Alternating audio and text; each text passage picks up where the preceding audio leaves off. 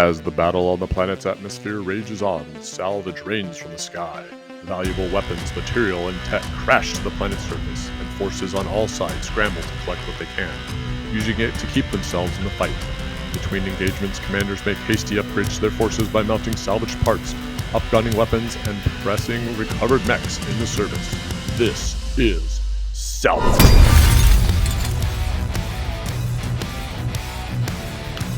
This is a semi-competitive match play event in which players battle not just for victory, but for the scrap and salvage littering the battlefield.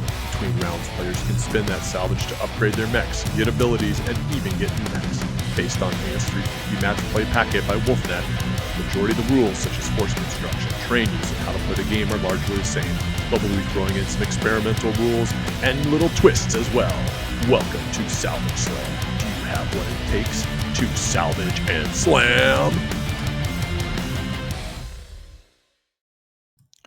All right, who's hyped for Salvage Slam 2025? Some of you might be asking, what is Salvage Slam? Well, Salvage Slam is it's kind of a new thing we're trying out. It's the idea is that your battlefield is littered with junk, with scrap, with weapons. There are arrow drop ships falling apart in the atmosphere. There's battlefield salvage all over the place. So as you play your 350 matches, you're also going to have tokens on the board where you can collect salvage points, and you can spend them to get little temporary or even permanent upgrades on your mechs, maybe get new mechs, things like that.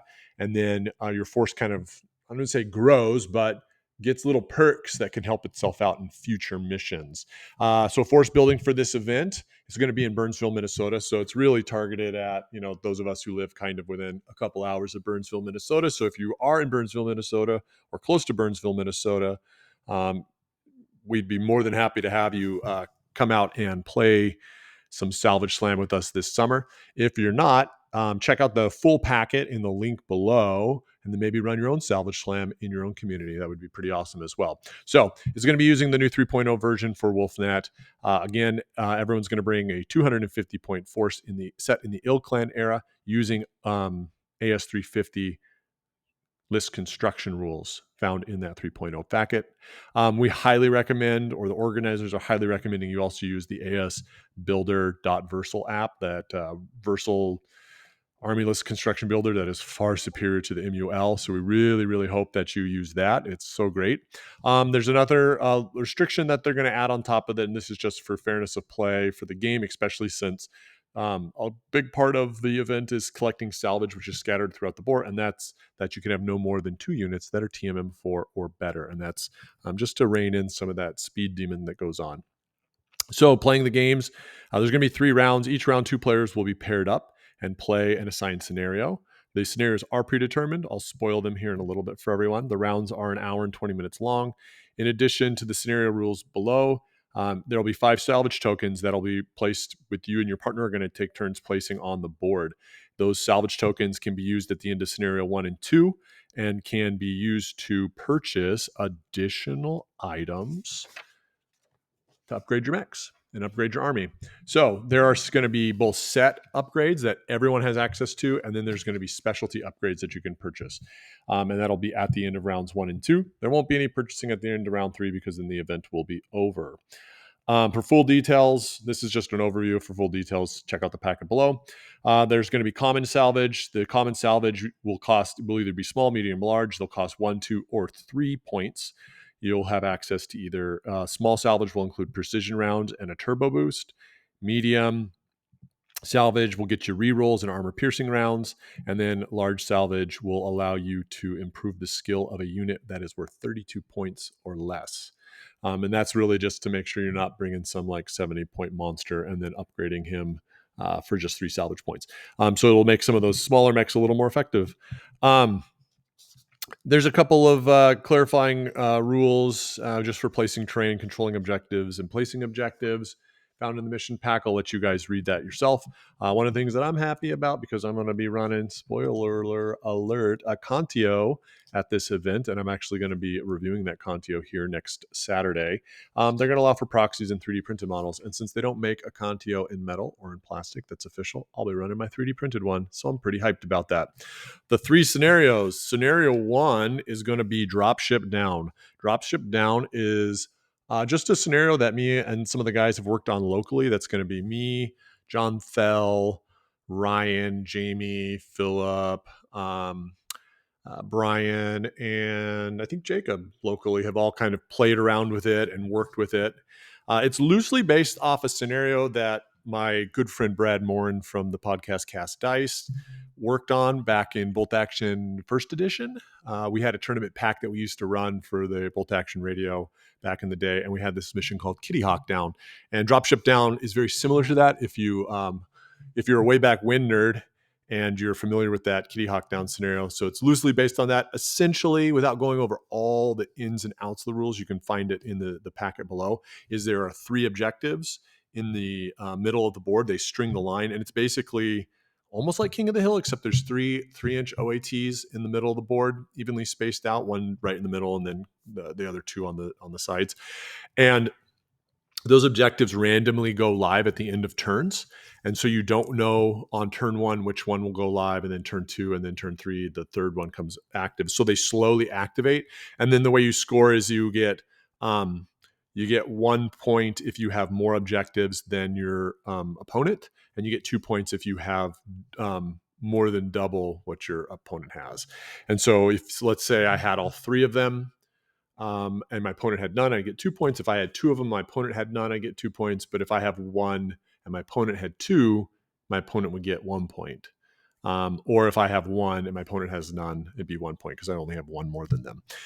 It's really fun. I really like this scenario. In fact, on Wednesday night of this week, I played my buddy Jacob at it, and I hadn't played it in a while. And I forgot how good it is. It's so great. Me and Jacob played. I was kind of demoing my list that I want to take to Salvage Slam. It's a Capellan list that's got some high T speed, some melee shenanigans I wanted to try out and see if I could get work, which I'm kind of struggling with, to be honest with you. I'll do a list review before this event and show you what I'm taking. But essentially, there's many ways to play this scenario. Oftentimes you kind of have to like spread out and cover all the objectives, maybe allow your opponent to take 1 while you cover the other 2. And then you don't quite know which one's going to activate. So you may commit to one side or another very early on, and then find out the objective is on it falls down where your opponent is, or you may end up being right on it. And so there's a kind of this like unknown chaotic factor to it that forces you to have to respond and then jump back and forth. And then the way you control the objectives is by weight. And so, it's a lot about piling in, similar to King of the Hill, but because there's 3 objectives, you have to spread out. So you don't quite get that like full on mosh pit effect that you get in King of the Hill. And you do end up with like this medium range kind of shooting that happens to kind of control the objectives, because I might have, on the center objective and on the left objective, I might have some guys there. My opponent's on the other one. You're going back and forth. So it's a lot of fun. It's really, really good. I'd really encourage you to take a look at it and try it out. It's in the scenario packet for Salvage Slam 2025. We're going to be playing the new Under Pressure mission from the new 3.0 Wolfnet. It's a beta. I like it, generally speaking. I think there's some pro tips. There's a couple things you got to keep in mind with Under Pressure as a scenario. Is terrain placement is super, super, super, super, super key in Under Pressure from the games that I've played. You can very easily win or lose if you're not paying attention during terrain placement. And my pro tip is going to be the very first piece of terrain you place, whether you're the first player or the second player, has to be used to box out one of the bunker entrances from the pressure plates in both the center and the flank, the flank of pressure plate that would open your bunker door. And that's to keep someone from just moving up, opening it, and then everyone firing in on your door and destroying it, like round 1. And then your second objective, or not your second objective, your second train piece needs to be placed in such a way that your opponent cannot screen out his door on his objective. Now, if he's played it right, he's blocked out one of his doors. So you should be able to keep one door open and the other door, with your opponent doing the other door block. But if your opponent doesn't block one of his doors, you need to place terrain. Your second and third piece of terrain need to be used to make sure he can't do that. So that once you step on the pressure plates, you have a wide open shot right down the gut, right at the door, right? And you have to be really, really conscious about that. And the bunkers die pretty quick, And so you really need to prioritize killing them because that is the objective. The objective is not destroy the opponent's mechs, right? The reason you'd want to take out mechs really is to keep them from opening up your doors. So if they've got a single mech that you think you can kill that's on a pressure plate, take them out so that door don't open up. It's kind of what you need to do. Or, I mean, it's you want to kill him so that the door doesn't stay open, because if he ends his move on the pressure plate, then the door is open for that round. So it's kind of too late. So you got to be really, really, really careful with terrain placement in under pressure. And you should probably try it out before you come to this event to make sure you kind of get the little nuances to it. I'll do down the road a full review. I know I'm still working through my mission, the Wolfnet missions, and how to play them. I think under pressure is going to be a pretty popular mission, just because it's so new and it's so different, and it's gonna, I think, replace things like Overrun and Hold the Line, which are not nearly as popular.